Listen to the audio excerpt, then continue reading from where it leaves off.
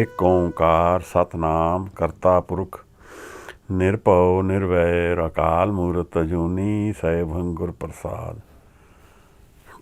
ਧੰਨ ਧੰਨ ਗੁਰੂ ਗ੍ਰੰਥ ਸਾਹਿਬ ਜੀ ਮਹਾਰਾਜ, ਧੰਨ ਧੰਨ ਗੁਰੂ ਗ੍ਰੰਥ ਸਾਹਿਬ ਜੀ ਮਹਾਰਾਜ, ਧੰਨ ਧੰਨ ਗੁਰੂ ਗ੍ਰੰਥ ਸਾਹਿਬ ਜੀ ਮਹਾਰਾਜ, ਧੰਨ ਗੁਰੂ ਗੋਬਿੰਦ ਸਿੰਘ ਸਾਹਿਬ ਸੱਚੇ ਪਾਤਸ਼ਾਹ, ਗੁਰੂ ਨਾਨਕ ਗੁਰੂ ਗੋਬਿੰਦ ਸਿੰਘ ਧੰਨ ਧੰਨ ਸਾਹਿਬ ਜੀ। ਰੋਗ ਸੋਗ ਸਭ ਮਿਟ ਗਏ, ਨਿਤ ਨਵਾਂ ਨਿਰੋਆ ਔਖਦ ਆਏ, ਰਾਸ ਵਿੱਚ ਆਪ ਖਲੋ।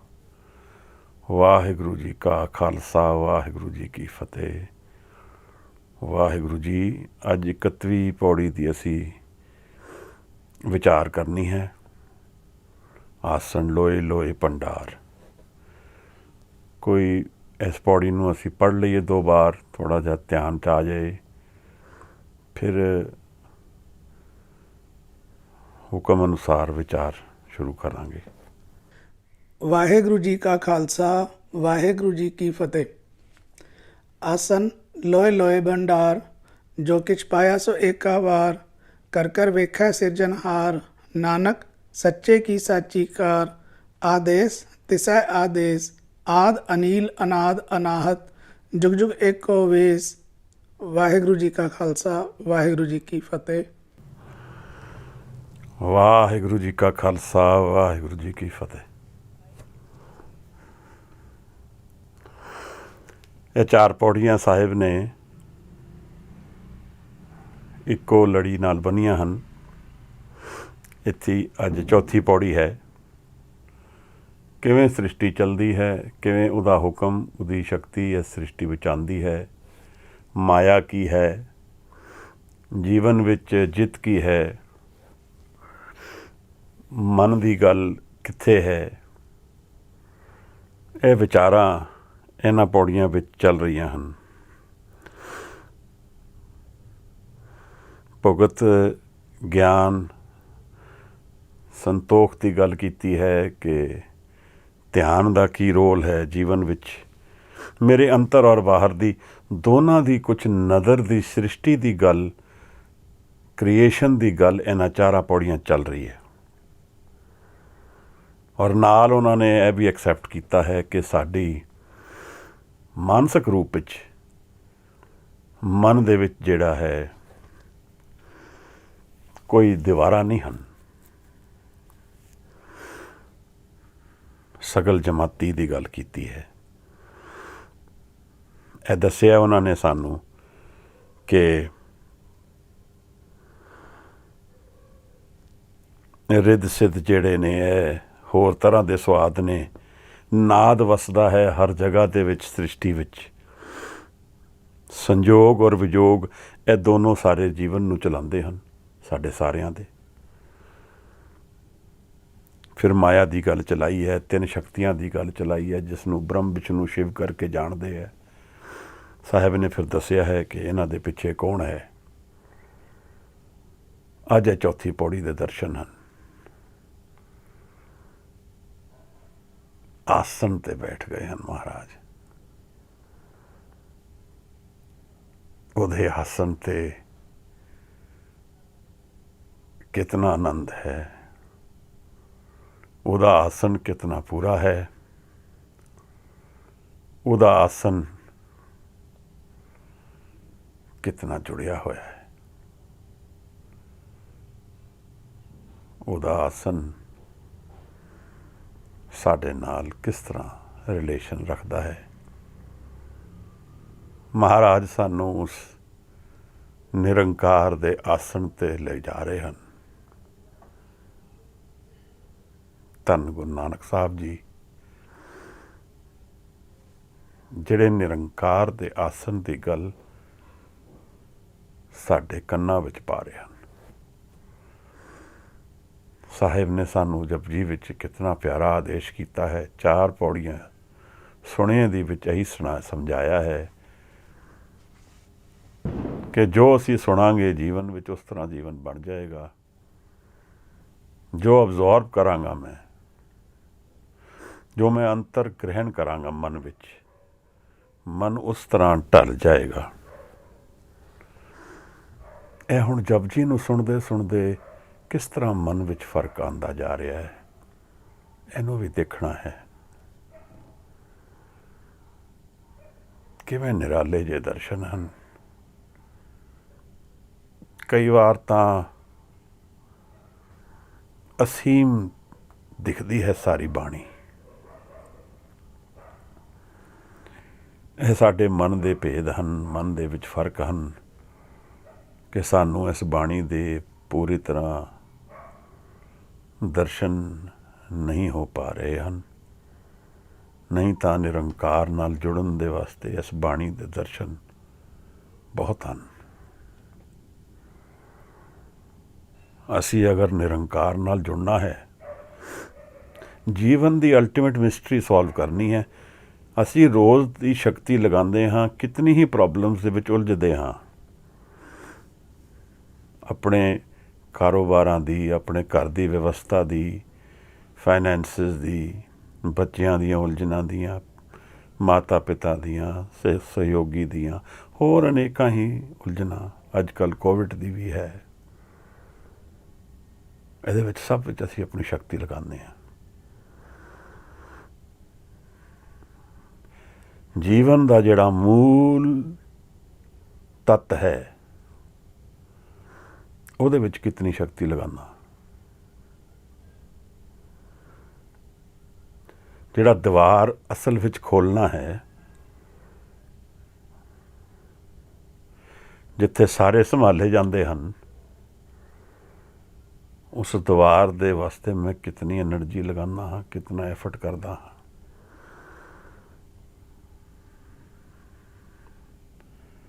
ਜਿਤਨੀ ਮੈਂ ਐਨਰਜੀ ਲਗਾਵਾਂਗਾ, ਉਸੇ ਤਰ੍ਹਾਂ ਉਸੇ ਕਾਰਨ ਮੈਨੂੰ ਰਿਜ਼ਲਟ ਮਿਲੇਗਾ। ਇਹ ਦੋ ਚੀਜ਼ਾਂ ਨਾਲ ਨਾਲ ਚੱਲਦੀਆਂ ਹਨ, ਭਾਵਨਾ ਔਰ ਸ਼ਰਮ। ਭਾਵਨਾ ਦੇ ਨਾਲ ਸ਼ਰਮ ਕੀਤਾ, ਨਿਰੰਕਾਰ ਦੀ ਸਮਝੋ ਹਜ਼ੂਰੀ ਵਿੱਚ ਆ ਗਏ।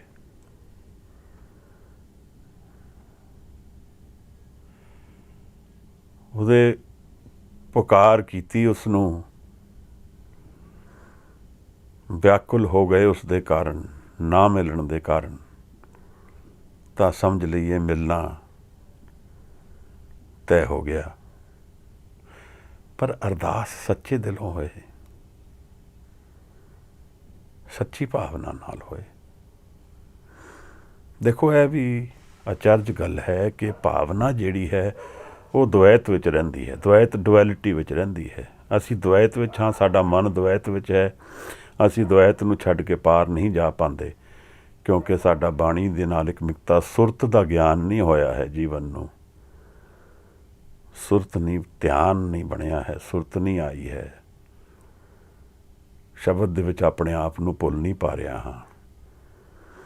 ਸ਼ਬਦ ਔਰ ਮੇਰੇ ਵਿੱਚ ਭੇਦ ਰਹਿ ਜਾਂਦਾ ਹੈ, ਇੱਕ ਮਿਕਤਾ ਨਹੀਂ ਰਹਿੰਦੀ ਹੈ।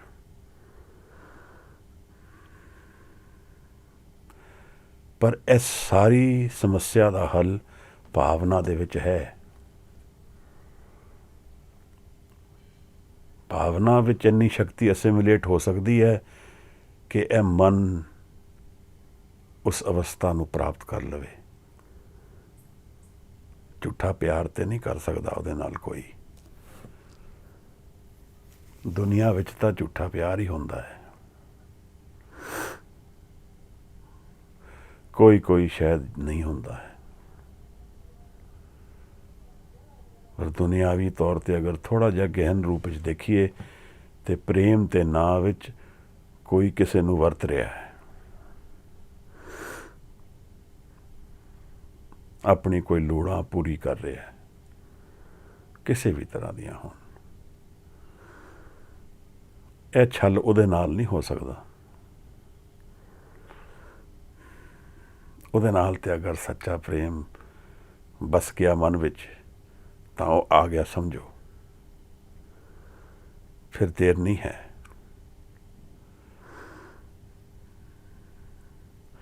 ਦੋ ਅਥਰੂ ਸੱਚੇ ਪ੍ਰੇਮ ਦੇ ਨਿਰੰਕਾਰ ਦੇ ਵਿਰਲਾਪ ਵਿੱਚ ਹੋ ਜਾਣ, ਮਨ ਬਦਲੀ ਹੋ ਜਾਏਗਾ।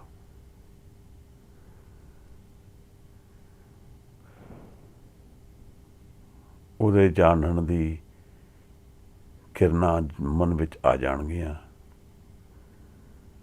ਮਨ ਸ਼ਾਂਤੀ ਵੱਲ ਤੁਰ ਪਏਗਾ, ਸੋਲਿਊਸ਼ਨਸ ਵੱਲ ਤੁਰ ਪਏਗਾ। ਦੁਨੀਆ ਵਿੱਚ ਮੈਂ ਅਗਰ ਇੱਕ ਸਮੱਸਿਆ ਦਾ ਹੱਲ ਕੱਢਦਾ ਵਾਂ ਤਾਂ 4 ਹੋਰ ਖੜੀ ਹੋ ਜਾਂਦੀਆਂ। ਬਾਹਰ ਦੀ ਦੁਨੀਆ ਵਿੱਚ ਬੜਾ ਐਫਰਟ ਕਰਨਾ ਪੈਂਦਾ।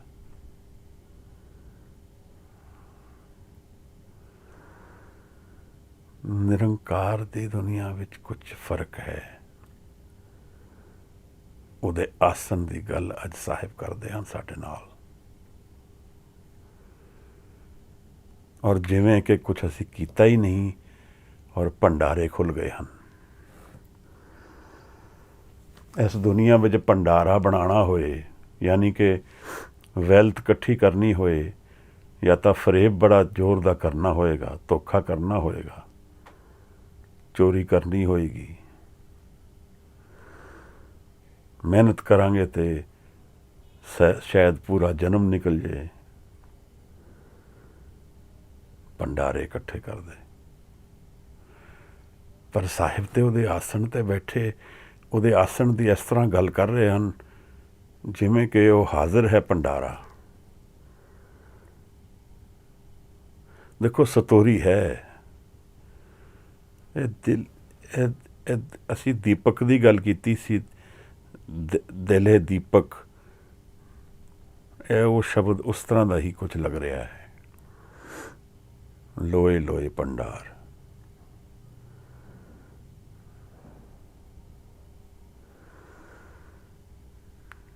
ਦੇਖੋ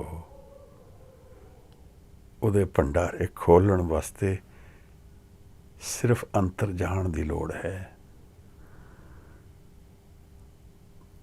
ਕਰਨਾ ਨਹੀਂ ਹੈ ਕੁਝ ਵੀ, ਕਿਉਂਕਿ ਜੋ ਉਸਨੇ ਦੇਣਾ ਹੈ ਉਹ ਉਸਨੇ ਪਹਿਲਾਂ ਹੀ ਬਣਾ ਕੇ ਰੱਖਿਆ ਹੋਇਆ ਹੈ। ਨਾ ਕਰਨਾ ਬਲਕਿ ਜ਼ਿਆਦਾ ਸ਼ਕਤੀ ਰੱਖਦਾ। ਇੱਥੇ ਤੇ ਹਾਜ਼ਰ ਹੋਣਾ ਹੈ ਕੋਰੇ ਮਨ ਨਾਲ, ਜਿਹਦੇ ਵਿੱਚ ਪ੍ਰੇਮ ਭਰਿਆ ਹੋਏ, ਤਾਂ ਉਹ ਬਦਲ ਦੇਗਾ ਜੀਵਨ ਨੂੰ। ਬਾਹਰ ਦੀ ਸਮੱਸਿਆ ਪਤਾ ਨਹੀਂ ਬਦਲੇਗਾ ਕਿ ਨਹੀਂ ਬਦਲੇਗਾ।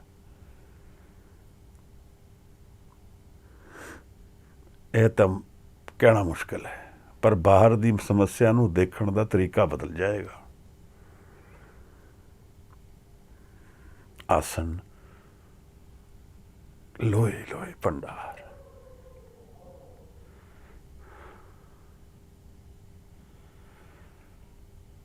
ਮਹਾਰਾਜ ਨੇ ਅੱਜ ਸਾਨੂੰ ਉਸ ਦੀ ਹੋਂਦ ਦੀ ਗੱਲ ਇੱਕ ਪੂਰਨ ਰੂਪ ਵਿੱਚ ਕੀਤੀ ਹੈ।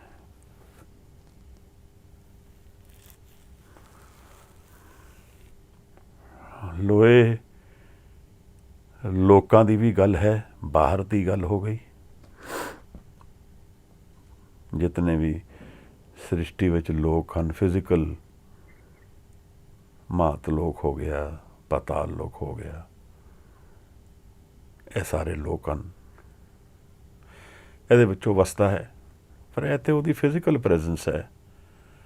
ਇਹ ਤੇ ਅਸੀਂ ਦੂਰਬੀਨ 'ਚ ਦੇਖ ਸਕਦੇ ਹਾਂ, ਟੈਲੀਸਕੋਪ ਵਿੱਚ ਦੇਖ ਸਕਦੇ ਹਾਂ ਕਿ ਕਿਤਨੀ ਦੂਰ ਹੈ, ਕਿਸ ਤਰ੍ਹਾਂ ਹੈ। ਇਸ ਤਰ੍ਹਾਂ ਉਹਦੇ ਦਰਸ਼ਨ ਤੇ ਨਹੀਂ ਹੋਣਗੇ, ਉਹਦੇ ਆਸਣ ਤਾਂ ਨਹੀਂ ਨਜ਼ਰ ਆਏਗਾ। ਹਾਂ, ਕ੍ਰੀਏਟਰ ਦੀ ਬਿਊਟੀ ਨਜ਼ਰ ਆ ਜਾਏਗੀ। ਇਹ ਵੀ ਸਾਨੂੰ ਸਾਹਿਬ ਸਮਝਾਉਂਦੇ ਆ ਰਹੇ ਹਨ ਕਿ ਜਦੋਂ ਗਿਣਤੀ ਵੱਲ ਜਾਵਾਂਗੇ ਤਾਂ ਉਹ ਨਹੀਂ ਲੱਭੇਗਾ। ਉਹਨੂੰ ਲੱਭਣ ਜਾਵਾਂਗੇ ਤੇ ਉਹ ਓਝਲ ਹੋ ਜਾਏਗਾ। ਉਹਦੇ ਸਰੋਤ ਨੂੰ ਲੱਭਣ ਜਾਵਾਂਗੇ ਤਾਂ ਕੁਛ ਨਹੀਂ ਲੱਭੇਗਾ। ਅੱਜ ਆਸਣ ਤੇ ਆ ਗਏ ਹਨ, ਸਭ ਕੁਝ ਲੱਭ ਗਿਆ ਹੈ।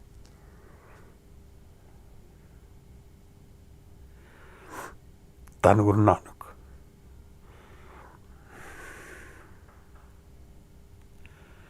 ਮਹਾਰਾਜ ਨੇ ਅੱਜ ਉਸ ਦੇ ਆਸਣ ਦੀ ਗੱਲ ਕਰ ਦਿੱਤੀ ਹੈ, ਜਿਵੇਂ ਉਹ ਉਹਨਾਂ ਦੇ ਸਾਹਮਣੇ ਦਿਖਦਾ ਹੈ। ਕਿੱਥੇ ਬੈਠਦਾ ਹੈ ਉਹ, ਉਸ ਦੀ ਗੱਲ ਚਲਾ ਰਹੇ ਹਨ। ਆਸਨ ਲੋਏ ਲੋਏ ਭੰਡਾਰ।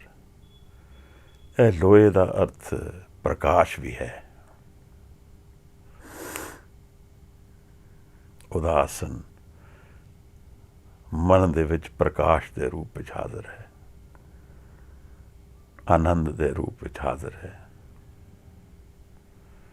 ਵਿਕਾਸ ਦੇ ਰੂਪ ਵਿੱਚ ਹਾਜ਼ਰ ਹੈ। ਭੰਡਾਰ ਹਨ, ਆਨੰਦ ਦੇ ਭੰਡਾਰ ਹਨ ਕਹਿੰਦੇ ਹਨ। ਅਸੀਂ ਕਈ ਰੁਪਇਆਂ ਦੀ ਟਿਕਟ ਲੈ ਕੇ ਮੂਵੀ ਜਾ ਕੇ ਦੇਖਦੇ ਹਾਂ ਕਿ ਮਨ ਵਿੱਚ ਆਨੰਦ ਹੋ ਜਾਏ। ਇੱਥੇ ਭੰਡਾਰੇ ਹਨ ਆਨੰਦ ਦੇ, ਇੱਥੇ ਸੋਮੇ ਵਗਦੇ ਹਨ ਆਨੰਦ ਦੇ, ਇੱਥੇ ਨਿਹਾਲ ਹੋ ਜਾਣ ਵਾਲੇ ਸ਼ਕਤੀਆਂ ਹਾਜ਼ਰ ਹਨ। ਇੱਥੇ ਹਲਤ ਔਰ ਪਲਤ ਸਵਾਰ ਦੇਣ ਵਾਲੀਆਂ ਸ਼ਕਤੀਆਂ ਹਾਜ਼ਰ ਹਨ।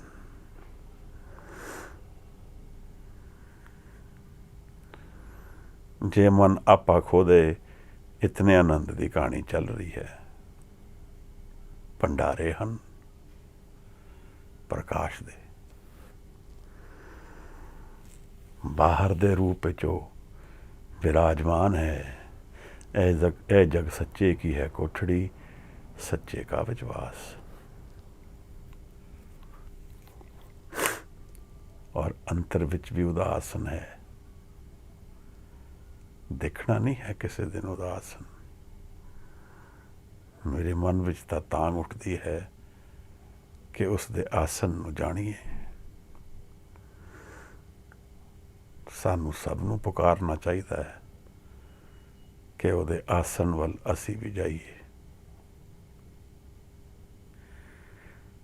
ਕੀ ਪਤਾ ਕਿਸ ਰੂਪ ਵਿੱਚ ਕਿਸ ਦੇ ਉੱਤੇ ਕਿਰਪਾ ਹੋ ਜਾਏ। ਭਗੋ ਨਾਨਕ ਅਰਦਾਸ।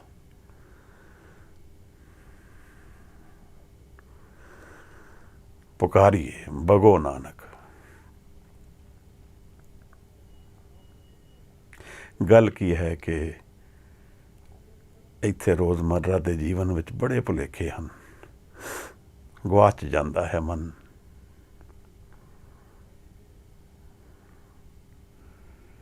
ਉਸ ਦੇ ਸੱਤ ਦੇ ਦਰਸ਼ਨ ਵਿੱਚ ਕੋਈ ਭੁਲੇਖਾ ਨਹੀਂ ਹੈ।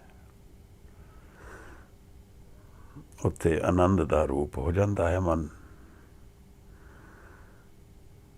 ਮਹਾਰਾਜ ਸਾਨੂੰ ਉਹਦੇ ਪ੍ਰਕਾਸ਼ ਦੀ ਗੱਲ ਕਰਦੇ ਹਨ। ਬਾਹਰ ਦੇ ਆਨੰਦ ਦੀ, ਬਾਹਰ ਦੀ ਕਿਰਪਾ, ਉਹਦੀ ਜੋ ਦ੍ਰਿਸ਼ਟੀ ਚੱਲਦੀ ਹੈ, ਜੋ ਸੰਸਕਾਰ ਹੈ, ਜੋ ਸੰਸਾਰ ਚੱਲਦਾ ਹੈ, ਉਹਦੀ ਗੱਲ ਕਰਦੇ ਹਨ, ਜਿਹਦੇ ਵਿੱਚ ਅੰਤਰ ਔਰ ਬਾਹਰ ਉਸ ਦੇ ਹੀ ਪ੍ਰਕਾਸ਼, ਉਸ ਦੀ ਹੀ ਸ਼ਕਤੀ, ਉਸ ਦੀ ਹੀ ਖੇਡ, ਉਸ ਦੀ ਹੀ ਲਗਾਤਾਰ ਨਿਰੰਤਰ ਇਕਸਾਰ ਸ਼ਕਤੀ ਚੱਲਦੀ ਹੈ।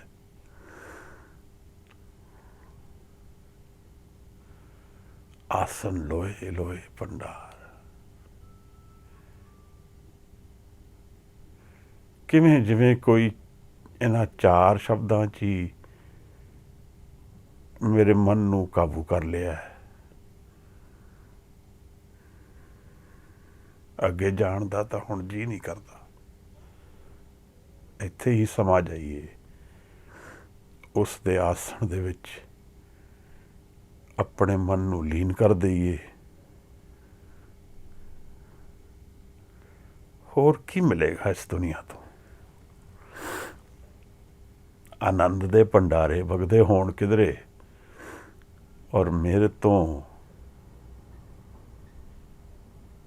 ਉਸ ਵੱਲ ਜਾਇਆ ਨਾ ਜਾ ਸਕੇ, ਇਸ ਤੋਂ ਜ਼ਿਆਦਾ ਟ੍ਰੈਜੇਡੀ ਹੋਰ ਕੀ ਹੈ।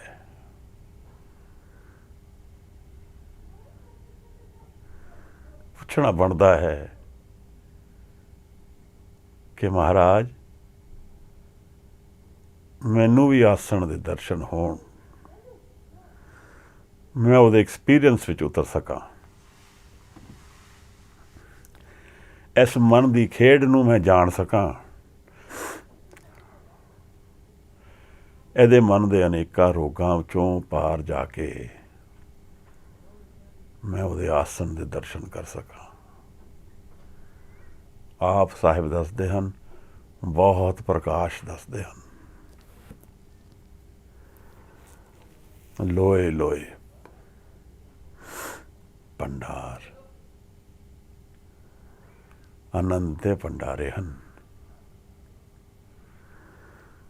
ਦੇਖੋ, ਅਸੀਂ ਜਾਂ ਤਾਂ ਇਸ ਨੂੰ ਝੂਠ ਜਾਣੀਏ ਜਾਂ ਸੱਤ ਜਾਣ ਕੇ ਇਸ ਦੇ ਵੱਲ ਨਾ ਟੁਰੀਏ, ਤਾਂ ਫਿਰ ਅਸੀਂ ਕਿਸੇ ਹੋਰ ਨੂੰ ਦੋਸ਼ ਨਹੀਂ ਦੇ ਪਾਵਾਂਗੇ। ਮਹਾਰਾਜ ਨਦਰ ਕਰਨਗੇ ਸਾਡੇ ਤੇ ਕਦੇ। ਆਸਣ ਲੋਏ ਲੋਏ ਭੰਡਾਰ। ਮਹਾਰਾਜ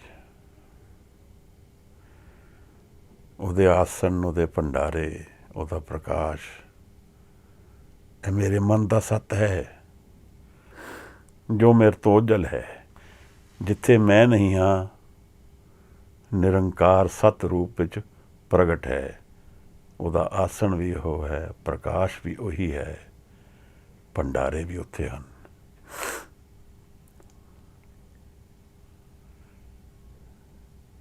ਕਾਹਦੇ 'ਚ ਦੁਨੀਆ, ਮੈਂ ਤੇ ਹੈਰਾਨ ਹਾਂ, ਕਿਤਨੀ ਚਲਾਕੀਆਂ ਸਾਡਾ ਮਨ ਕਰਦਾ ਹੈ।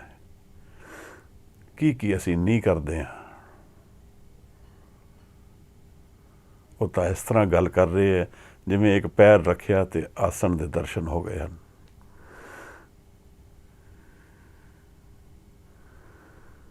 ਜਿਵੇਂ ਉਹ ਆਸਣ ਦੀ ਹਜ਼ੂਰੀ ਵਿੱਚ ਜਾ ਕੇ ਬੈਠ ਹੀ ਗਏ ਹਨ।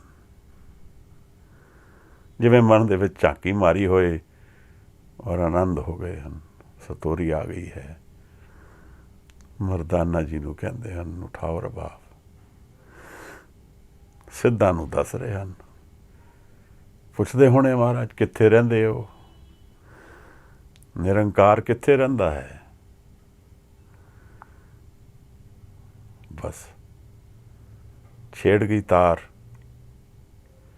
ਬ੍ਰਹਮ ਗਿਆਨੀ ਦੀ ਤਾਰ ਛਿੜੀ। ਉਹ ਆਸਣ ਤੇ ਜਾ ਕੇ ਸਾਹਮਣੇ ਬੈਠ ਗਏ।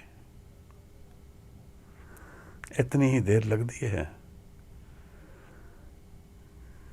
ਜਿਹੜਾ ਸੱਤ ਨੂੰ ਜਾਣਦਾ ਹੈ ਉਹ ਤਾਂ ਸੱਤ ਨੂੰ ਜੀਂਦਾ ਹੈ। ਜਿਹੜਾ ਨਹੀਂ ਜਾਣਦਾ ਉਹਦੀ ਗੱਲਾਂ ਕਰਦਾ ਹੈ, ਉਹਦੀ ਗੱਲਾਂ 'ਚ ਹੀ ਜੀਵਨ ਕੱਢ ਦਿੰਦਾ ਹੈ। ਮਨ ਤਾਂ ਪਰੇਸ਼ਾਨ ਰਹਿੰਦਾ ਹੈ। ਨਾ ਉਸ ਨੂੰ ਜਾਣਿਆ, ਨਾ ਉਹਨੂੰ ਬੁੱਝਿਆ, ਉਹਦੀ ਗੱਲਾਂ 'ਚ ਹੀ ਸਮਾਂ ਕੱਢਤਾ। ਫਿਰ ਵੀ ਮਨ ਵਿੱਚ ਰੰਗ ਨਹੀਂ ਆਏਗਾ। ਇੱਥੇ ਮਨ ਨੂੰ ਅਰਪਣਾ ਪਏਗਾ। ਉਹਦੇ ਆਸਣ ਦੇ ਦਰਸ਼ਨ ਕਰਨੇ ਹੋਣ ਤਾਂ।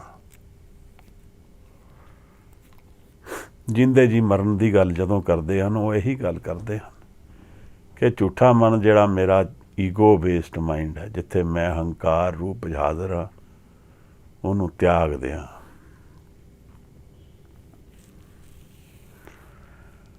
ਆਸਣ ਲੋਏ ਲੋਏ ਭੰਡਾਰ।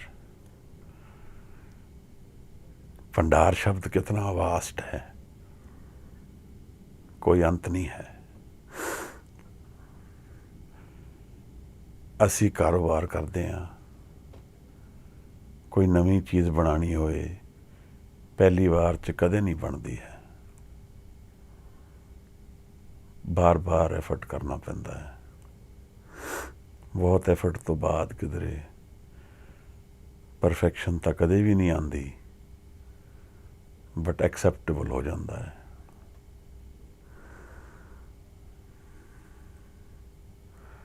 ਪਰ ਉਸਨੇ ਸਾਰੀ ਸ੍ਰਿਸ਼ਟੀ ਇੱਕੋ ਵਾਰ 'ਚ ਬਣਾਤੀ। ਕੋਈ 2 ਵਾਰ ਨਹੀਂ ਹੈ, ਕੋਈ 3 ਵਾਰ ਨਹੀਂ ਹੈ।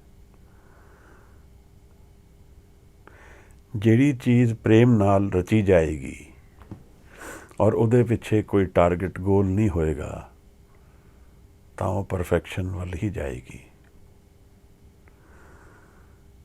ਇਹ ਸਾਰੀ ਸ੍ਰਿਸ਼ਟੀ ਨਿਰੰਕਾਰ ਨੇ ਪ੍ਰੇਮ ਨਾਲ ਰਚੀ ਹੈ। ਸਭ ਕੁਝ ਉਸਨੇ ਇੱਕੋ ਵਾਰ 'ਚ ਪਾਤਾ ਹੈ। ਅੱਜ ਮਰਸੀਡੀਜ਼ ਵਰਗੀ ਕੰਪਨੀ ਹੈ, ਬੜੀ ਮੰਨੀ ਕੰਪਨੀ ਦੁਨੀਆ 'ਚ, ਹੁਣ ਤਾਂ ਪਤਾ ਨਹੀਂ, ਪਰ 8-10 ਸਾਲ ਪਹਿਲੇ ਇਹ ਸਮਾਂ ਸੀ ਕਿ ਉਹਨਾਂ ਨੂੰ ਇੱਕ ਨਵੀਂ ਗੱਡੀ ਬਣਾਉਣ 'ਚ 8 ਸਾਲ ਲੱਗਦੇ ਸਨ। 8 ਸਾਲ ਦਾ ਟਰਾਇਲ ਕਰਦੇ ਸਨ ਬਸ ਇੱਕ ਕਾਰ ਬਣਾਉਣ ਵਾਸਤੇ। ਉਹ ਨਿਰੰਕਾਰ ਨੇ ਸਾਰੀ ਸ੍ਰਿਸ਼ਟੀ ਰਚੀ ਹੈ, ਇੱਕੋ ਵਾਰ 'ਚ ਬਣਾਤੀ ਹੈ। ਜਿਵੇਂ ਉਹਦੇ ਫੁਰਨੇ ਉਹਦੇ ਪ੍ਰੇਮ ਵਿੱਚ ਪੂਰੇ ਹੋ ਗਏ ਹਨ। ਜੋ ਕਿਛ ਪਾਇਆ ਸੋ ਇੱਕਾ ਵਾਰ, ਆਸਣ ਲੋਏ ਲੋਏ ਭੰਡਾਰ। ਉਹਨੇ ਕੀ ਪਾਇਆ ਹੈ? ਜਦੋਂ ਅਸੀਂ ਉਸ ਦੇ ਪਾਣ ਦੀ ਗੱਲ ਕਰਦੇ ਹਾਂ ਤਾਂ ਜ਼ਿਆਦਾਤਰ ਪਦਾਰਥ ਵੱਲ ਸਾਡਾ ਧਿਆਨ ਜਾਂਦਾ ਹੈ, ਪਰ ਇਹ ਪਦਾਰਥ ਅਸਲੀਅਤ ਨਹੀਂ ਹੈ। ਅਸਲ ਕੀ ਚੀਜ਼ ਹੈ ਜੋ ਸਦਾ ਹੈ, ਔਰ ਇਹ ਪਦਾਰਥ ਤਾਂ ਹਮੇਸ਼ਾ ਚੇਂਜਿੰਗ ਫਲਕਸ ਵਿੱਚ ਹੈ, ਇਹ ਪਰਫੈਕਸ਼ਨ ਨਹੀਂ ਹੈ। ਤਾਂ ਇੱਥੇ ਵੀ ਜਦੋਂ ਅਸੀਂ ਪਰਫੈਕਸ਼ਨ ਬਣਾਉਣ ਦੀ ਕੋਸ਼ਿਸ਼ ਕਰਦੇ ਹਾਂ ਤਾਂ ਵੀ ਨਹੀਂ ਲੱਗਦੀ ਹੈ। ਇਹ ਉਸ ਦੀ ਰਚਨਾ ਵਿੱਚ ਪਰਫੈਕਸ਼ਨ ਹੈ ਜਿਸ ਤਰ੍ਹਾਂ ਉਸਨੇ ਬਣਾਈ ਹੈ। ਪਰ ਇਸ 'ਚ ਦੋ ਤਰ੍ਹਾਂ ਦਾ ਧਿਆਨ ਜਾਣਾ ਹੈ। ਇੱਕ ਪਦਾਰਥ ਦਾ ਹੈ, ਪਰ ਪਦਾਰਥ ਦੇ ਪਿੱਛੇ ਸਪਿਰਿਟ ਖੜੀ ਹੈ। ਸਪਿਰਿਟ ਨੂੰ ਕਿਵੇਂ ਕਵਾਂਗੇ? ਉਸ ਨਿਰੰਕਾਰ ਦੀ ਸ਼ਕਤੀ ਖੜੀ ਹੈ। ਇਸ ਸਾਰੇ ਪਦਾਰਥ ਨੂੰ ਕੌਣ, ਉਹਦੇ ਆਧਾਰ ਤੇ ਕੌਣ ਖੜਾ ਹੈ? ਸਾਹਿਬ ਸਾਨੂੰ ਪਹਿਲੇ ਸਮਝਾ ਚੁੱਕੇ ਹਨ। ਤੌਲ ਧਰਮ ਦਇਆ ਕਾ ਪੂਤ ਹੈ। ਉਹਦੀ ਦਇਆ ਹੈ ਜਿਸ ਕਰਕੇ ਉਹਦੀ ਸਪਿਰਿਟ ਹਾਜ਼ਰ ਹੈ, ਉਹਦੀ ਮਰਜ਼ੀ ਹਾਜ਼ਰ ਹੈ, ਉਹਦਾ ਹੁਕਮ ਹਾਜ਼ਰ ਹੈ। ਧਰਮ ਵਿੱਚ ਸਭ ਕੁਝ ਬੰਨਿਆ ਹੋਇਆ, ਉਸਨੇ ਸਭ ਚੀਜ਼ਾਂ ਦੀ ਡਿਊਟੀ ਲਗਾਈ ਹੋਈ ਹੈ।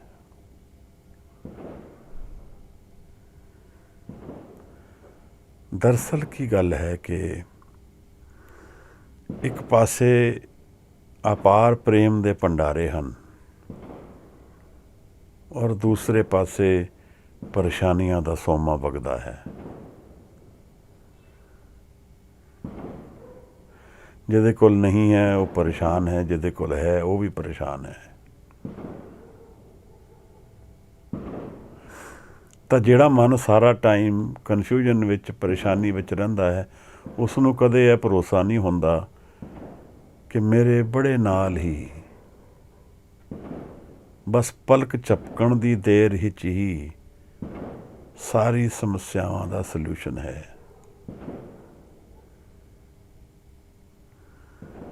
ਇੱਕ ਇਹੋ ਜਿਹੀ ਅਵਸਥਾ ਹੈ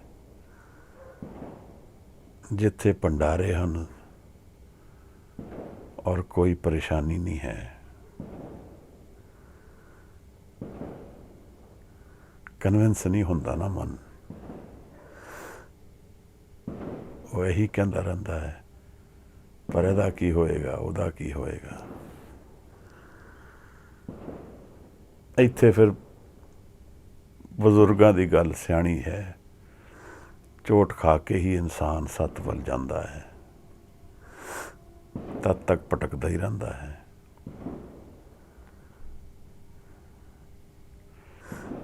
ਭਟਕਣਾ ਹੈ ਕਿ ਪ੍ਰੇਮ ਵਿੱਚ ਲੀਨ ਹੋਣਾ ਹੈ, ਇਸ 'ਚ ਫਰਕ ਸਿਰਫ ਬਾਣੀ ਦੇ ਵਿੱਚ ਧਿਆਨ ਕਰਨ ਦਾ ਹੈ। ਪ੍ਰੇਮ ਨਾਲ ਗਾਵੀਏ ਸੁਣੀਏ ਮਨ ਰੱਖੀਏ ਪਾਓ, ਦੁੱਖ ਪਰ ਹਰ ਸੁੱਖ ਕਰ ਲੈ ਜਾਏ।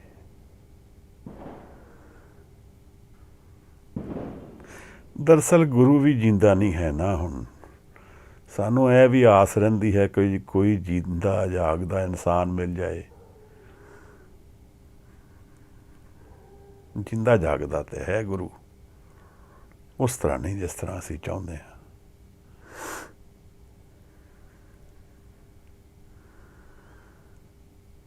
ਤਾਂ ਦੁਨੀਆ ਧੋਖਾ ਦਿੰਦੀ ਹੈ ਆਪਣੇ ਆਪ ਨੂੰ। ਗੁਰੂ ਵੀ ਧੋਖਾ ਦਿੰਦੇ ਨੇ ਅੱਜ ਕੱਲ੍ਹ ਦੇ, ਤੇ ਚੇਲੇ ਵੀ ਧੋਖਾ ਦਿੰਦੇ ਨੇ ਰੋਟੀਆਂ ਕਾਰਨ। ਗੁਰੂ ਨਾਨਕ ਸਾਹਿਬ ਨੇ ਜਿਹੜੀ, ਜਦੋਂ ਦਰਅਸਲ ਗੱਲ ਕੀ ਹੈ ਕਿ ਅਗਰ ਸ੍ਰਿਸ਼ਟੀ ਨੂੰ ਮਾਨਸਿਕ ਰੂਪ ਤੋਂ ਅਪਰੋਚ ਕਰਾਂਗੇ ਤੇ ਉਹ ਸਤ ਸਦਾ ਲਈ ਖੜਾ ਰਹੇਗਾ। ਦੇਖੋ ਆਸਾ ਦੀ ਵਾਰ ਦੀ ਹੈ ਪੌੜੀ, ਅਗਰ ਅਸੀਂ ਦੇਖੀਏ ਪੂਰੀ ਤਰ੍ਹਾਂ ਸੱਤ ਉਤਰਦੀ ਹੈ, ਅੱਜ ਵੀ ਉਤਰਦੀ ਸੱਤ ਉਸੇ ਤਰ੍ਹਾਂ ਹੀ। ਨਾਟਕ ਕਰਦੇ ਹਨ ਰੋਟੀਆਂ ਕਾਰਨ।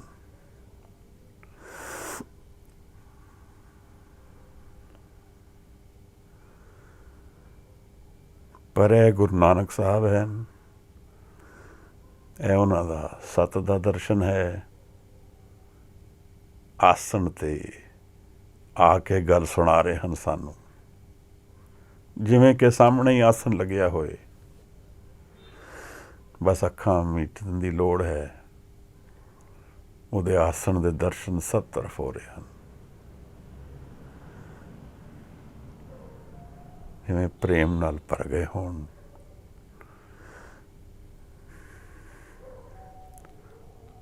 ਸਿੱਖ ਨੂੰ ਆਦੇਸ਼ ਕਰਦੇ ਹੋਣ, ਜੀਵਨ ਪਲਟ ਲਓ, ਸਤ ਨੂੰ ਜਾਣ ਲਓ, ਮਨ ਨੂੰ ਜਿੱਤ ਲਓ।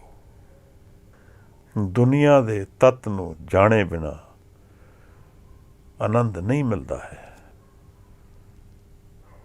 ਆਸਣ ਲੋਏ ਲੋਏ ਭੰਡਾਰ, ਉਹਦੇ ਆਸਣ ਦੇ ਵਿੱਚ ਦਰਸ਼ਨ ਹਨ। ਉਹਦਾ ਪ੍ਰਕਾਸ਼ ਹੈ, ਉਹਦੀ ਬੇਅੰਤ ਆਨੰਦ ਦੇ ਦਰਸ਼ਨ ਹਨ। ਉਸ ਦੀ ਗੱਲ ਚਲਾ ਰਹੇ ਹਨ ਸਾਹਿਬ। ਇੱਕ ਓਂਕਾਰ ਦੀ ਗੱਲ ਨਵੇਂ ਤਰੀਕੇ ਨਾਲ ਆਪਣੇ ਸਿੱਖ ਦੇ ਕੰਨਾਂ ਵਿੱਚ ਬਾਰ-ਬਾਰ ਸੁਣਾਉਂਦੇ ਹਨ। ਧੋਖਾ ਨਾ ਖਾ ਜਾਈਂ ਕਦੇ, ਉਹ ਇੱਥੇ ਹੀ ਹਾਜ਼ਰ ਹੈ, ਕਿਧਰੇ ਨਹੀਂ ਗਿਆ ਹੈ। ਜਿਵੇਂ ਗੁਰੂ ਵੀ ਨਹੀਂ ਗਿਆ, ਨਿਰੰਕਾਰ ਵੀ ਗੁਰੂ ਦੇ ਇੱਕ ਹੋਰ ਦਰਸ਼ਨ ਹਨ।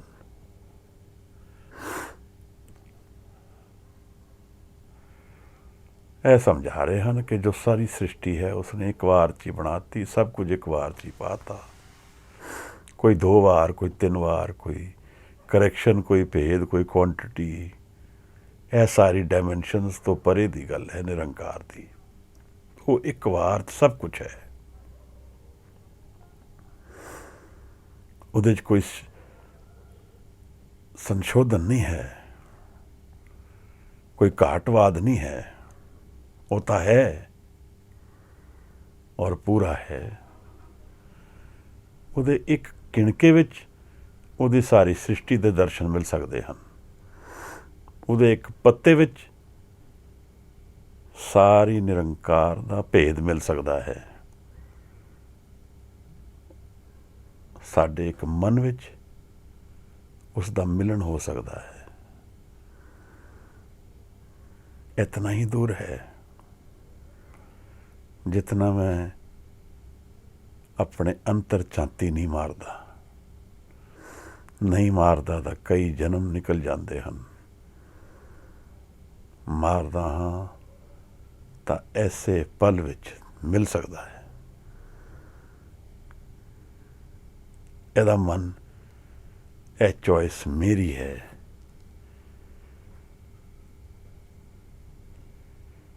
ਇਹਦੀ ਸ਼ਕਤੀ ਮੇਰੇ ਆਪਣੇ ਡਿਸੀਜਨ ਤੋਂ ਆਣੀ ਹੈ। ਕਈ ਵਾਰ ਮੇਰੇ ਦੁੱਖ ਤੋਂ ਆ ਸਕਦੀ ਹੈ, ਕਈ ਵਾਰ ਮੇਰੇ ਵਿਛੋੜੇ ਦੀ ਤਾਂਘ ਤੋਂ ਆ ਸਕਦੀ ਹੈ, ਕਈ ਵਾਰ ਮੇਰੇ ਪ੍ਰੇਮ ਤੋਂ ਆ ਸਕਦੀ ਹੈ। ਜਿਸ ਡਾਇਮੈਂਸ਼ਨ ਵਿੱਚ ਜਪਜੀ ਸਾਹਿਬ ਦੇ ਅਸੀਂ ਦਰਸ਼ਨ ਫਿਜ਼ੀਕਲ ਰੂਪ ਵਿੱਚ ਕਰਦੇ ਹਾਂ, ਉਸ ਤੋਂ ਬਹੁਤ ਗਹਿਨ ਇੱਕ ਡਾਇਮੈਂਸ਼ਨ ਪ੍ਰੇਮ ਦੀ ਹੈ। ਮੈਨੂੰ ਲੱਗਦਾ ਹੈ ਉਹਦੇ ਅਧਿਆਤਮ ਦੀ, ਉਹਦੀ ਸਪਿਰਿਟ ਦੀ ਹੈ, ਜਿਹਦੇ ਅੱਖਾਂ ਨਾਲ ਦਰਸ਼ਨ ਨਹੀਂ ਹੋ ਸਕਦੇ ਹਨ। ਦਿਵ ਦ੍ਰਿਸ਼ਟ ਤੱਕ ਆਕਾਕਸ਼ੂ ਹੋਏ। ਅੱਜ ਇੱਕ ਬੜਾ ਪੁਰਾਣਾ ਸੰਤ ਨਿਰੰਜਨ ਸਿੰਘ ਜੀ ਦੀ ਯਾਦ 'ਚੋਂ ਕਈ ਵਾਰ ਕਹਿੰਦੇ ਹੁੰਦੇ ਸਨ, ਜਦੋਂ ਦਿਵ ਦ੍ਰਿਸ਼ਟੀ ਮਿਲੇਗੀ ਤਾਂ ਉਹ ਅੱਖਾਂ ਮਿਲਣਗੀਆਂ ਜਿਹਦੇ ਨਾਲ ਉਹਦੇ ਆਸਣ ਦੇ ਦਰਸ਼ਨ ਹੋ ਸਕਦੇ ਹਨ।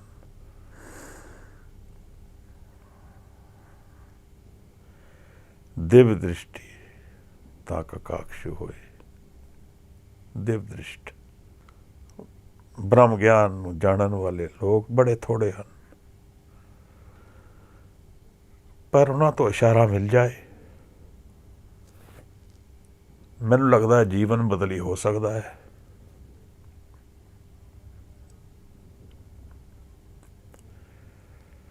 ਕਰਮਾਂ ਵਾਲਾ ਜੀਵਨ ਇੱਕ ਪੱਖ ਤੋਂ ਚੱਲਣਾ ਹੀ ਹੈ, ਪਰ ਨਦਰ ਦੀ ਖੇਡ ਆਸਣ ਦੇ ਦਰਸ਼ਨ ਕਰਾ ਸਕਦੀ ਹੈ।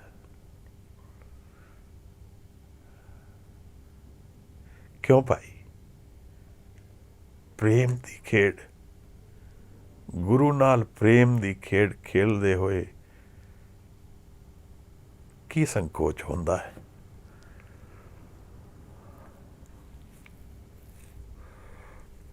ਪ੍ਰੇਮ ਵਿੱਚ ਕੌਣ ਹਾਰੇਗਾ?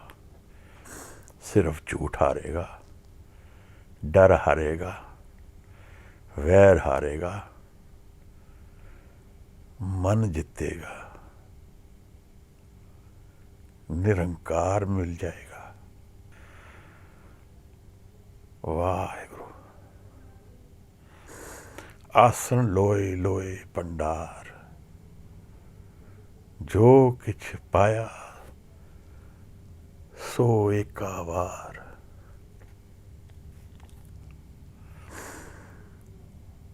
ਫਿਰ ਉਹ ਗਿਆ ਕਿਧਰੇ ਨਹੀਂ ਤਾਂ ਉਹ ਕਰਦਾ ਕੀ ਹੈ? ਮਹਾਰਾਜ,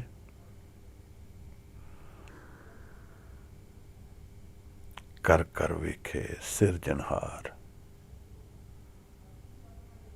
ਸਾਰਾ ਕੁਝ ਵੇਖਦਾ ਹੈ, ਸਭ ਕੁਝ ਜਾਣਦਾ ਹੈ, ਮੇਰੇ ਮਨ ਦੀ ਹਾਲਤ ਵੀ ਜਾਣਦਾ ਹੈ, ਮੇਰੀ ਪਰੇਸ਼ਾਨੀਆਂ ਵੀ ਜਾਣਦਾ ਹੈ, ਮੇਰੀ ਊਣਤਾਈਆਂ ਵੀ ਜਾਣਦਾ ਹੈ। ਕੁਝ ਵੀ ਨਹੀਂ ਛਿਪਿਆ ਹੈ ਉਸ ਤੋਂ।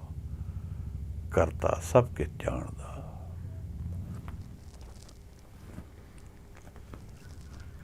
ਔਰ ਉਹ ਕਰ ਕਰਕੇ ਵੇਖਦਾ ਹੈ ਔਰ ਪਾਲਦਾ ਹੈ, ਸਭ ਨੂੰ ਸਿਰਜਣਹਾਰੇ ਕਰਦਾ ਹੈ।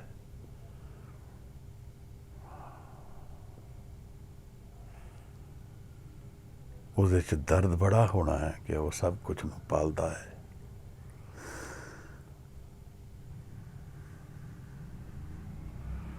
ਕਰ ਕਰ ਵੇਖੇ ਸਿਰਜਣਹਾਰ, ਵੇਖਦਾ ਹੈ, ਕਰਦਾ ਹੈ, ਸਿਰਜਣਹਾਰਾ ਕਰਦਾ ਹੈ। ਇੱਕ ਵਾਰ ਉਹਨੂੰ ਨਮਸਕਾਰ ਤਾਂ ਕਰ ਲਈਏ ਮਨ ਤੋਂ।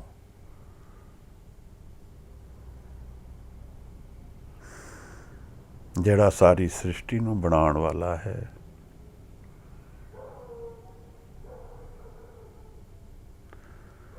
ਤੂੰ ਹੀ ਨਿਰੰਕਾਰ ਦੀ ਧੁਨੀ ਵਿੱਚ ਆਪਣੇ ਮਨ ਨੂੰ ਟੇਕ ਦਈਏ, ਆਪਣਾ ਹੰਕਾਰ ਖਤਮ ਕਰ ਦਈਏ। ਇੱਕ ਤੂੰ ਹੀ ਨਿਰੰਕਾਰ। ਦਰਅਸਲ ਇਹ ਦੁਨੀਆ ਦੀਆਂ ਗਲੀਆਂ ਬੜੀਆਂ ਭੀੜੀਆਂ ਹਨ। ਇਹਨਾਂ 'ਚੋਂ ਨਿਕਲਦੇ ਹੋਏ ਅੱਖਾਂ ਨੂੰ ਦੂਰ ਦੀ ਦ੍ਰਿਸ਼ਟੀ ਹੀ ਨਹੀਂ ਰਹਿੰਦੀ, ਨੇੜੇ ਦੀ ਹੀ ਅੱਖ ਰਹਿੰਦੀ ਹੈ। ਅਧਿਆਤਮ ਇੱਕ ਅਪਾਰ ਦੀ ਤਾਂ ਖੇਡ ਹੈ ਹੀ, ਉਹ ਭੁੱਲ ਜਿਹਾ ਜਾਂਦਾ ਹੈ। ਧੰਨ ਆਪ ਲੋਕ ਹੋ, ਆਪ ਦੇ ਦਰਸ਼ਨਾਂ ਵਿੱਚ ਗੁਰੂ ਦੇ ਦਰਸ਼ਨ ਹੋ ਜਾਂਦੇ ਹਨ। ਆਪ ਪੁਕਾਰਦੇ ਹੋ, ਉਹਦੇ ਵਿੱਚ ਦਰਸ਼ਨ ਹੋ ਜਾਂਦੇ ਹਨ। ਧੰਨ ਹੈ ਸੰਗਤ ਹੈ ਜਿਹੜੀ ਇਹਨਾਂ ਕਿਵਾੜਾਂ ਨੂੰ ਖੋਲ ਦਿੰਦੀ ਹੈ। ਉਹਦੀ ਗੁਰੂ ਨਾਨਕ ਦੀ ਹਜ਼ੂਰੀ ਵਿੱਚ, ਉਹਨਾਂ ਦੀ ਬਾਣੀ ਵਿੱਚ ਦੋ ਅਥਰੂ ਬਹਿ ਜਾਂਦੇ ਹਨ। ਨਾਨਕ ਸੱਚੇ ਕੀ ਸਾਚੀ ਕਾਰ। ਜੀ ਤਾਂ ਇਹ ਕਰਦਾ ਕਿ ਗੁਰੂ ਨਾਨਕ ਸਾਹਿਬ ਦੇ ਦਰਸ਼ਨਾਂ ਵਿੱਚ ਉਹਦੀ ਹਜ਼ੂਰੀ 'ਚ ਹੀ ਬੈਠੇ ਰਹੀਏ, ਉਹਦੇ ਚਰਨ ਕਿਧਰੇ ਲੱਭ ਜਾਣ, ਕੋਈ ਉਹਦੀ ਅਸੀਸ ਮਿਲ ਜਾਏ, ਕੁਛ ਭੇਦ ਖੁੱਲ ਜਾਏ ਜੀਵਨ ਦਾ। ਨਹੀਂ ਤਾਂ ਇਨਸਾਨ ਦੇ ਵੱਸ ਕੁਛ ਨਹੀਂ ਹੈ। ਇਹ ਸਾਰੀ ਸ੍ਰਿਸ਼ਟੀ ਭਟਕ ਰਹੀ ਹੈ। ਐਵੇਂ ਹੀ ਇਹਨਾਂ ਉਜਾਲਾ ਕੀਤਾ ਹੈ, ਮਨ ਤਾਂ ਪੂਰੇ ਹਨੇਰੇ 'ਚ ਹੈ। ਬਾਹਰ ਦੇ ਉਜਾਲੇ ਤੋਂ ਮਨ ਦੇ ਅੰਧੇਰੇ ਦੀ ਘਾਟ ਪੂਰੀ ਕਰਨ ਦਾ ਯਤਨ ਡਿਪਰੈਸ਼ਨ ਲੈ ਆਉਂਦਾ ਹੈ।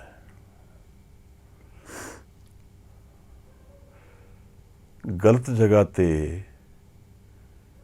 ਕੁਛ ਚੀਜ਼ ਲੱਭਾਂਗੇ ਤਾਂ ਨਿਰਾਸ਼ ਹੀ ਹੋਏਗਾ। ਫਿਰ ਕੀ ਲੱਭੇਗਾ ਉਸਨੂੰ? ਜਿਹੜੀ ਚੀਜ਼ ਜਿੱਥੇ ਹੈ ਨਹੀਂ, ਮੈਂ ਉੱਥੇ ਆਜੀਵਨ ਲੱਭਦਾ ਰਵਾਂ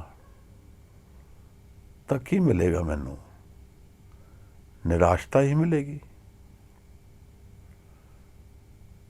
ਐਕਸਪੈਕਟੇਸ਼ਨ ਵਿੱਚ ਮੈਂ ਜੀ ਰਿਹਾ ਸੀ ਕਿ ਇਸ ਜੀਵਨ 'ਚੋਂ ਬਹੁਤ ਕੁਝ ਮਿਲੇਗਾ।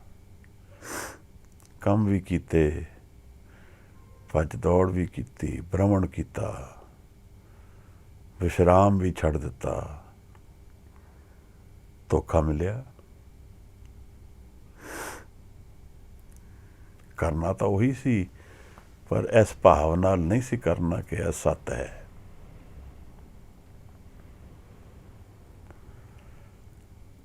ਸੱਤ ਤਾਂ ਦੇਖੋ, ਜਿਹੜੇ ਸੱਤ ਦਾ ਜੀਵਨ ਜਾਣਦੇ ਹਨ, ਉਹਨਾਂ ਦੇ ਜੀਵਨ ਵਿੱਚ ਔਰ ਸਾਡੇ ਜੀਵਨ ਵਿੱਚ ਬਹੁਤ ਭੇਦ ਹੈ।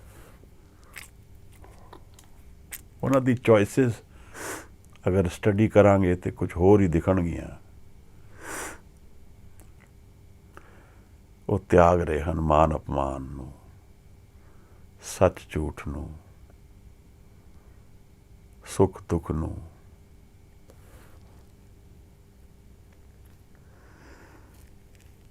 ਇੱਕ ਬਜ਼ੁਰਗ ਬਾਬਾ ਸਾਰੀ ਦੁਨੀਆ ਤੋਂ ਲਾਹਨਤਾਂ ਪਾਉਂਦਾ ਹੈ ਔਰ 13 ਵਰ੍ਹੇ ਆਪਣੇ ਗੁਰੂ ਦੇ ਗਾਗਰ ਢੋਂਦੇ ਢੋਂਦੇ ਬ੍ਰਹਮ ਗਿਆਨ ਨੂੰ ਪ੍ਰਾਪਤ ਕਰ ਲੈਂਦਾ ਹੈ। ਕਿਸੇ ਨੂੰ ਨਹੀਂ ਦਿਖ ਰਿਹਾ ਕੀ ਹੋ ਰਿਹਾ ਹੈ। 13 ਵਰ੍ਹੇ ਕੋਈ ਛੋਟਾ ਸਮਾਂ ਨਹੀਂ ਹੈ। ਬਜ਼ੁਰਗੀ ਦੀ ਹਾਲਤ ਹੈ। ਵਧੇ ਹੋ ਗਏ ਹਨ। ਇਤਨੇ ਧਿਆਨ ਔਰ ਪ੍ਰੇਮ ਵਿੱਚ ਇਹ ਕਾਰਜ ਹੋ ਰਿਹਾ ਹੈ ਕਿ ਦੇਹ ਤੋਂ ਪਰੇ ਹੋ ਗਿਆ ਹੁਣ ਧਿਆਨ। ਆਪ ਸਮਝ ਰਹੇ ਹੋ? ਦੇਹ ਤੋਂ ਦੇਖੋ, ਬॉडी, माइंड और स्पिरिट, ਇਹ ਤਿੰਨ ਚੀਜ਼ਾਂ ਹਨ। ਬॉडी ਨਹੀਂ ਰਹਿ ਗਈ। ਬॉडी ਦਾ ਧਿਆਨ ਹਟ ਕੇ ਪੂਰਾ ਧਿਆਨ ਸਪਿਰਿਟ ਵਿੱਚ ਚਲਾ ਗਿਆ। ਅਧਿਆਤਮ ਸਪਿਰਿਟ ਵਿੱਚ ਚਲਾ ਗਿਆ। ਉਸ ਨੂੰ ਹੁਣ ਦੇਹ ਨੂੰ ਛੱਡਣ ਦੇਰ ਨਹੀਂ ਲੱਗਦੀ ਹੈ। ਮੱਟੀ ਜਾਣਦਾ ਇਸ ਨੂੰ। ਦੇਖੋ, ਇਹ ਗੱਲ ਹੁਣ ਦੁਨੀਆ ਉਸ ਨੂੰ ਲਾਹਨਤਾਂ ਪਾਉਂਦੀ ਹੈ। ਅਮਰੂ ਨਿਥਾਵਾਂ ਕਹਿੰਦੇ ਹਨ, ਕਹਿ ਰਹੇ ਹਨ। ਅਪਮਾਨ ਮਿਲਦਾ ਹੈ। ਦੁਨੀਆ ਦੀ ਬਾਹਰਲੀ ਜੀਵਨ ਨੂੰ ਬੇਸਿਸ ਲੈ ਕੇ ਇਹ ਲੋਕ ਜੀਵਨ ਨਹੀਂ ਜੀਂਦੇ ਹਨ। ਇਹਨਾਂ ਦਾ ਜੀਵਨ ਅੰਤਰ ਦੇ ਪੁਕਾਰ ਤੋਂ, ਅਧਿਆਤਮ ਤੋਂ ਗਾਈਡ ਹੁੰਦਾ ਹੈ। ਇਹਨਾਂ ਦੀਆਂ ਚੋਇਸਿਸ ਉਹ ਨਹੀਂ ਹਨ ਜਿਹੜੀਆਂ ਅਸੀਂ ਤੁਸੀਂ ਲੈਂਦੇ ਹਾਂ।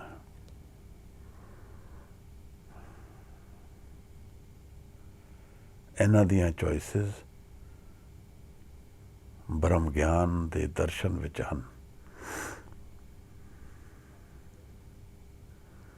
ਔਰ ਕੀ ਕੁਛ ਨਹੀਂ ਗੁਰੂ ਅਮਰਦਾਸ ਕੋਲ ਇੱਕ ਆਨੰਦ ਦੀ ਬਾਣੀ ਕਿਸੇ ਦਿਨ ਅਗਰ ਵਿਚਾਰੇ ਕੋਈ, ਦੇਖੋ ਸੱਦ ਦੀ ਬਾਣੀ ਵੀ ਕਹੀ ਉਹਨਾਂ ਨੇ। ਫਿਰ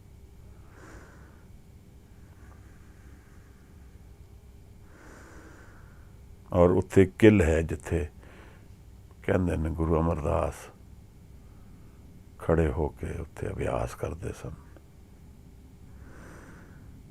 ਅਗਰ ਇਸ ਤਰ੍ਹਾਂ ਦੇਖਿਆ ਜਾਏ ਤੇ ਗੁਰੂ ਅਮਰਦਾਸ ਗੋਬਿੰਦਵਾਲ ਤੋਂ ਹੀ ਆਰੰਭ ਕਰਦੇ ਹਨ ਦਰਬਾਰ ਸਾਹਿਬ ਦੀ ਗੱਲ। ਇਹ 12 ਵਰ੍ਹੇ ਦੇ ਤਪ ਦੀ ਅਧਿਆਤਮ ਦੀ ਕਮਾਈ ਦੇ ਦਰਸ਼ਨ ਹਨ।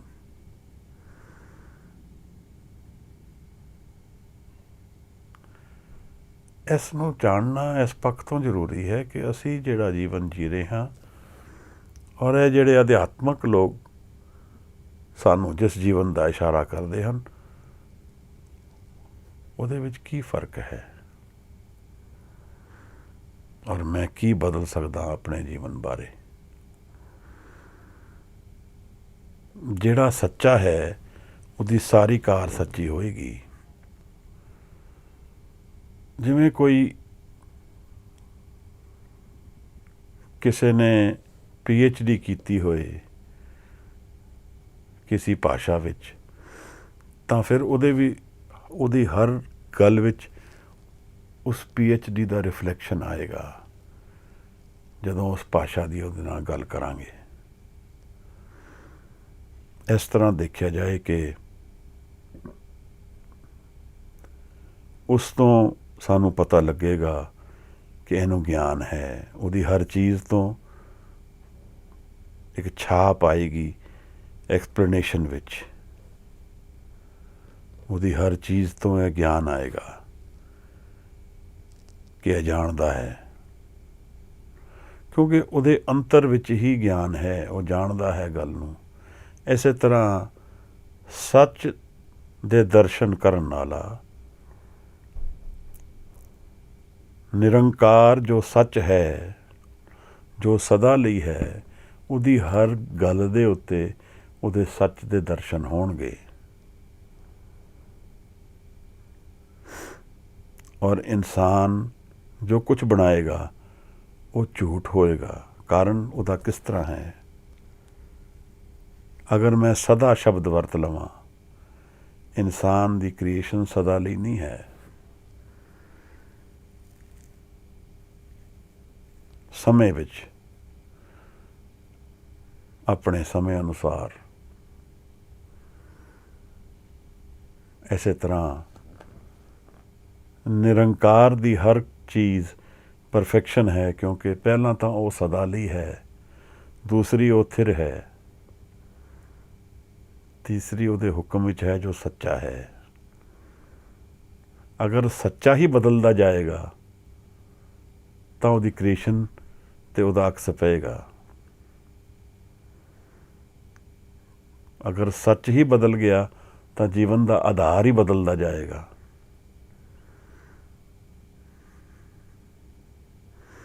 ਪਰ ਉਹਦੀ ਫਾਊਂਡੇਸ਼ਨ ਕ੍ਰੀਏਸ਼ਨ ਦੀ ਅਨਚੇਂਜਿੰਗ ਹੈ, ਜਿਸ ਤੇ ਚੇਂਜ ਰੂਪੀ ਕ੍ਰੀਏਸ਼ਨ ਚੱਲ ਰਹੀ ਹੈ।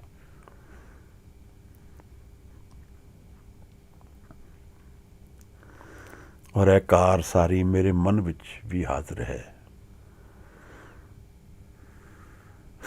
ਇਹ ਸਿਰਜਣਹਾਰਾ ਮੇਰੇ ਮਨ ਵਿੱਚ ਬੈਠਾ ਵੀ ਪਾਲ ਰਿਹਾ ਹੈ। ਆਨੰਦ ਦੇ ਦਰਸ਼ਨ ਕਰਾ ਕੇ ਸਾਨੂੰ ਨਿਹਾਲ ਕਰਦਾ ਹੈ। ਜਿਸ ਨੂੰ ਮਿਲਦੇ ਹੋਣ ਦਰਸ਼ਨ, ਤਾਂ ਉਸ ਨੂੰ ਸੱਚ ਮਿਲਦਾ ਹੈ।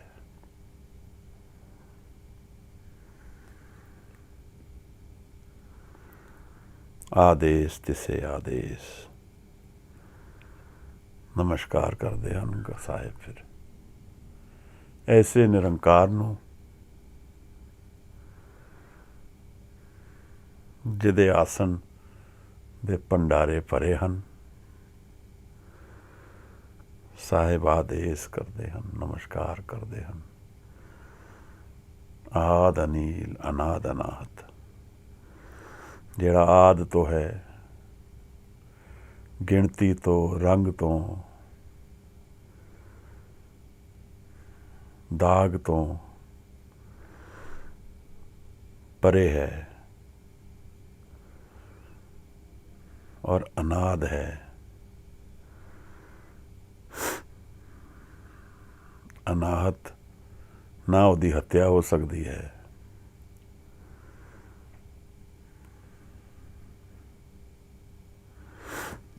ਇਹ ਸਾਹਿਬ ਦੇ ਕੋਲੋਂ ਦਰਸ਼ਨ, ਅਸੀਂ ਜਦੋਂ ਦਰਸ਼ਨ ਦੇਖ ਰਹੇ ਹਾਂ, ਨਿਰੰਕਾਰ ਦੀ ਇਹ ਗੱਲ ਅਸੀਂ ਚਲਾ ਰਹੇ ਹਾਂ।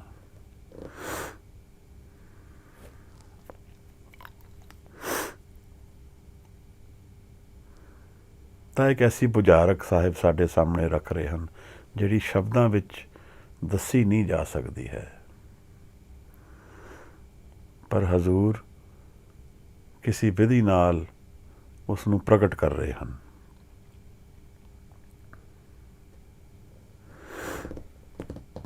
ਜਿਸ ਦਾ ਆਦ ਨਾ ਹੋਵੇ, ਅਨਾਦ।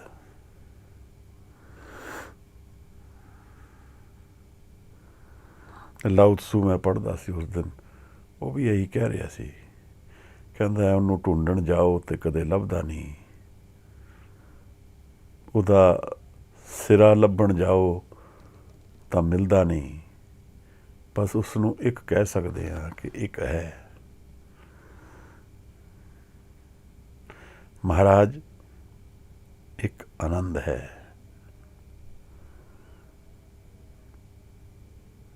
ਇੱਕ ਦੇ ਵਿੱਚ ਲੀਨ ਹੋ ਜਾਣਾ ਆਨੰਦ ਹੈ।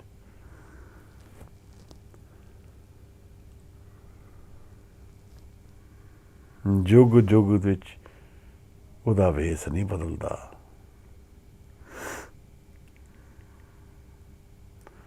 ਇੱਕ ਲੜੀ ਨਾਲ, ਇੱਕ ਸਿਰੇ ਤੋਂ ਪ੍ਰਕਾਸ਼, ਆਨੰਦ, ਸ਼ਾਂਤੀ, ਵਿਗਾਸ ਇਹ ਮਨ ਦੇ ਵਿੱਚ ਸਥਿਰ ਰੂਪ ਵਿੱਚ ਹਾਜ਼ਰ ਹੈ।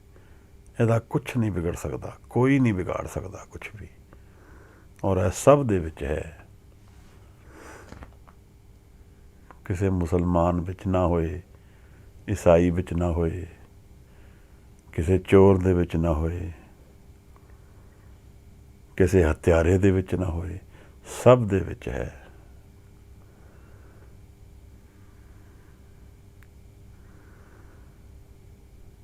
ਜੁਗ ਜੁਗ ਏਕੋ ਵੇਸ।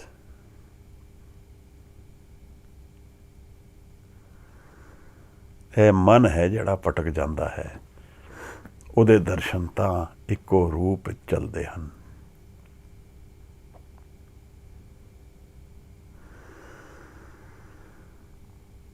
ਗੁਰੂ ਨਾਨਕ ਸਾਹਿਬ ਦੀ ਇਸ ਪੌੜੀ ਦੇ ਨਾਲ ਅਸੀਂ ਇਹ 4 ਪੌੜੀਆਂ ਦੇ ਦਰਸ਼ਨ ਕੀਤੇ ਹਨ।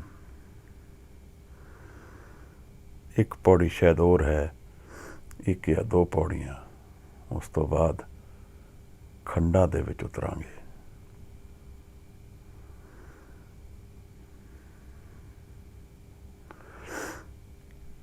ਆਪ ਦਾ ਬਹੁਤ ਧੰਨਵਾਦ ਹੈ ਕਿ ਆਪ ਲੋਕ ਇਹ ਮੌਕਾ ਦਿੰਦੇ ਹੋ। ਆਪ ਦੇ ਦਰਸ਼ਨਾਂ ਵਿੱਚ ਗੁਰੂ ਦੇ ਦਰਸ਼ਨ ਹੁੰਦੇ ਹਨ, ਇਸ ਕਰਕੇ ਬਹੁਤ ਆਭਾਰ ਹੈ ਆਪ ਦਾ। ਅੱਜ ਦੀ ਇਸ ਪੌੜੀ ਦੀ ਵਿਚਾਰ ਪ੍ਰਵਾਨ ਕਰਨਾ, ਕੋਈ ਇਹਦੇ ਵਿੱਚ ਸ਼ੋਧੀਕਰਨ ਕਰਨਾ ਚਾਹੇ, ਜੀ ਆਇਆਂ ਨੂੰ।